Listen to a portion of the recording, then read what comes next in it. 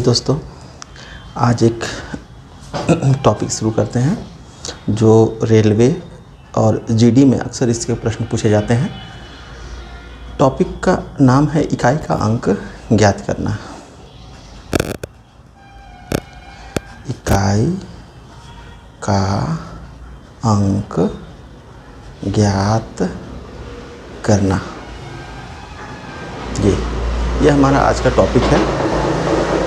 इससे संबंधित प्रश्न जो हैं अक्सर रेलवे में पूछे जाते हैं, कभी कभी एसएससी वगैरह में भी पूछे जाते हैं, लेकिन बैंक वगैरह में इससे संबंधित प्रश्न नहीं पूछे जाते हैं।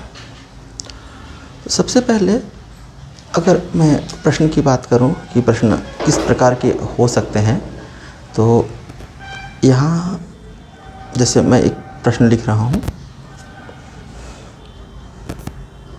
2167 गुना 1729 गुना 5321 गुना 1112 गुना 7169। ऐसा एक प्रश्न दिया हुआ है और बोला जाता है इसका इकाई का अंक ज्ञात करें। ये मान लीजिए कोई प्रश्न है आपके लिए, ठीक है। तो ऐसे प्रश्नों में जिसका मैं आपसे कहा जाए कि संख्या दे करके कि इस संख्या को गुणा करें और उसका इकाई का अंक बताएं, तो ऐसे प्रश्नों में आपको सभी अंकों को या फिर बोले सभी संख्याओं को गुणा करने की आवश्यकता नहीं है। सभी संख्याओं को गुणा करने जाएंगे तो फिर काफ़ी वक्त लग जाएगा। तो इसके लिए सिर्फ बात याद रखिए कि सिर्फ इकाई के अंक को ही गुणा किया जाता है। जैसे मैं यहाँ दिखाता हूँ, जैसे यहाँ पर इसको और इसको आप आगे से भी जा सकते हैं और पीछे से भी जा सकते हैं, जिधर से जाना चाहें जा सकते हैं, कोई दिक्कत नहीं है।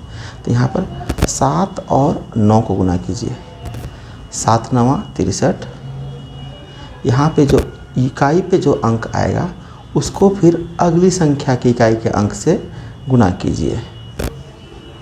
जैसे 3 गुना 1, तो 3 का 3। फिर उसके बाद जो अंक आएगा उसको फिर अगली संख्या के इकाई के अंक से गुना कीजिए।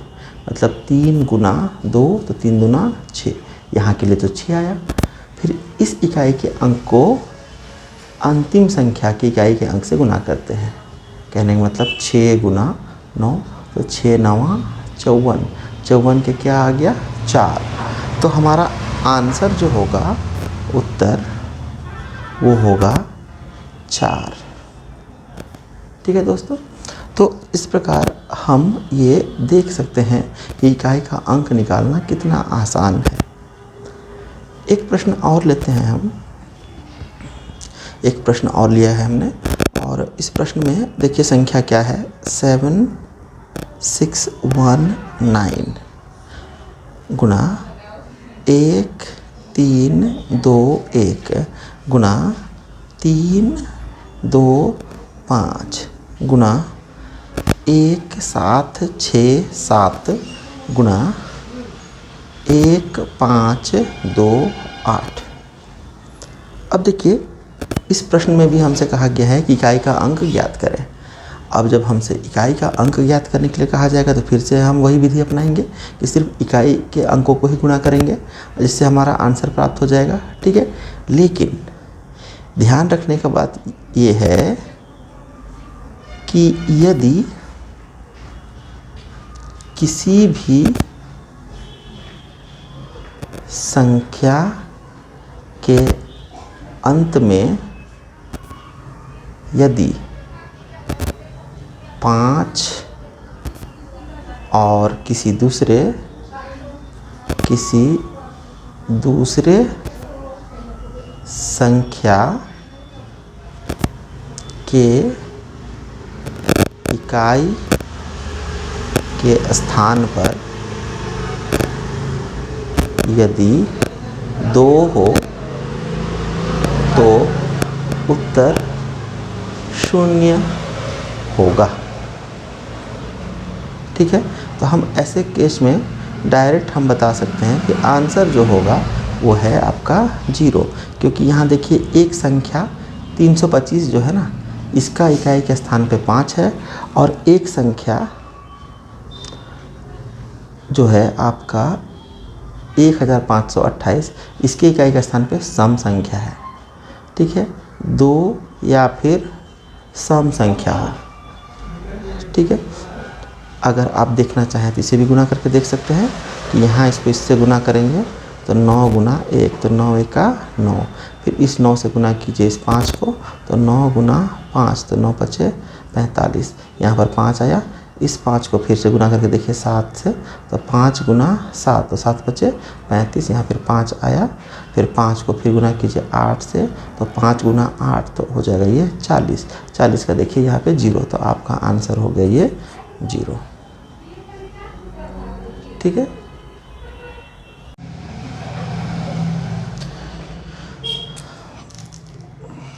सीधे लिखे हुए प्रश्न अगर गुणा में हो तो उसको कैसे बनाएंगे ये तो हमने देख लिया, लेकिन अगर संख्याएं घात में हो, ठीक है, तो उसको हम कैसे सॉल्व करेंगे।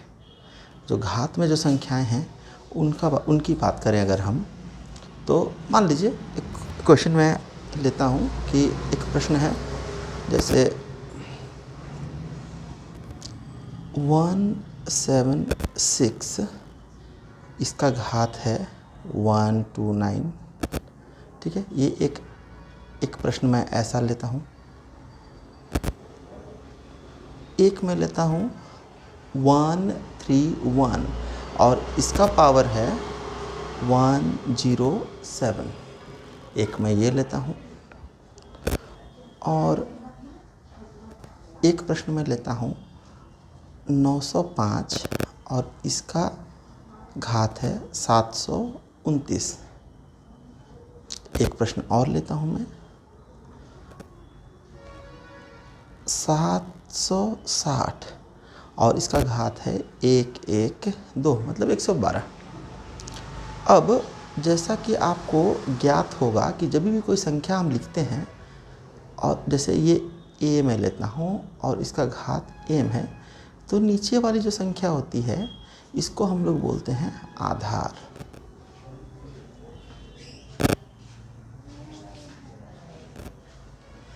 नीचे वाली जो संख्या होती है इसको हम बोलते हैं आधार, और ऊपर वाली जो संख्या होती है इसको बोलते हैं हम लोग घात। असल में इस स्थान को हम घात बोलते हैं, और घात के स्थान पर जो अंक होता है, ठीक है, तो इसको बोलते हैं हम लोग घातांक। ठीक है, तो अगर प्रश्न इस प्रकार के हों, ठीक है, तो हम क्या करते हैं, आधार को ध्यान देते हैं। ठीक है, आधार का इकाई का अंक क्या है।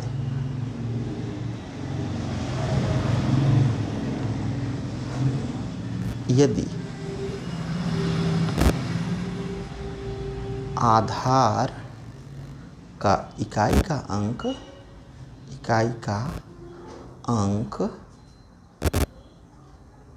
0, 1, 5 या 6 में से कोई एक हो, तो उत्तर वही संख्या होगी।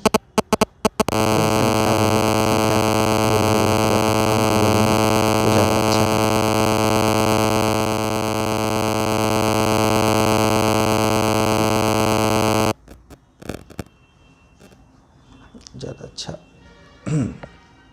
तो हमने कुछ प्रश्न लिख कर रखे हुए हैं। ठीक है, अगर मैं इसी को थोड़ा छोटा करके देखूँ, ठीक है, जैसे 176, इसका घात 129 की जगह पे मैं सिर्फ 5 लिख दूँ, ठीक है। इसको हम 5 बार लिख सकते हैं, 176 इंटू 176 इंटू 176 इंटू 176, इतना लिख सकते हैं, ठीक है। कितना बार हुआ, 1 2 3 4, 4 ही बार है। एक बार और लिखेंगे हम 176, ठीक है।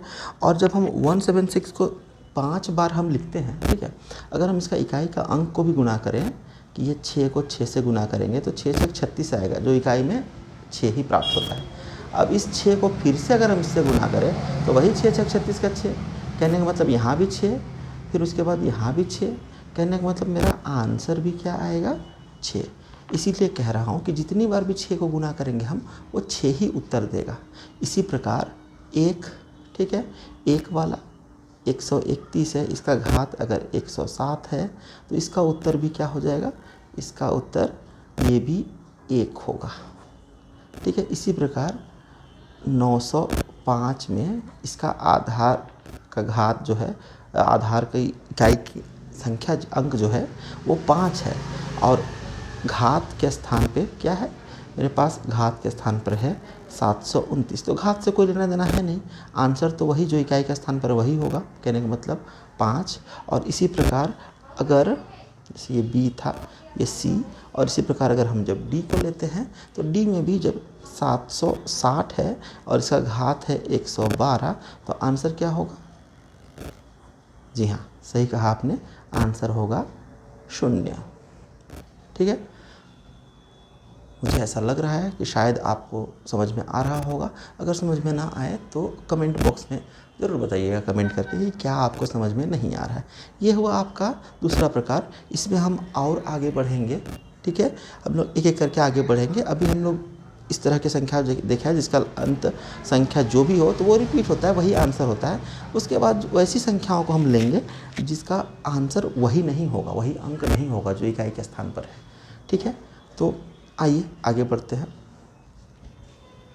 तो आज हमने सीखा कि किस तरह से इकाई का अंक ज्ञात कर सकते हैं, जिसमें अगर हमें कहा जाए कि सीधी लिखी हुई संख्याएं हों जो गुणा के रूप में हो तो उसके लिए, और उसके अलावे अगर घात के रूप में हो तो भी, और घात के रूप में जो अंक होगा उसका उत्तर वही अंक होगा, वैसी संख्या। आगे के वीडियो में हम लोग देखेंगे कि जब आधार में इकाई के स्थान पर ऐसे अंक आ जाएंगे जिनका उत्तर वही नहीं आएगा, तब कैसे करेंगे। अब इसके लिए हमारे अगले वीडियो का इंतज़ार कीजिए, और अपने दोस्तों और मित्रों को भी बताना मत भूलिए कि आकर के एक बार हमारा वीडियो ज़रूर देखें, आपको बहुत फ़ायदा देगा। और एक बात मैं ये कहना चाहूँगा कि अगर आपको ये वीडियो पसंद आए तो लाइक, शेयर और सब्सक्राइब भी कर लीजिएगा, और वो जो घंटी वाला बटन होता है उसको भी दबा दीजिएगा। Thank you.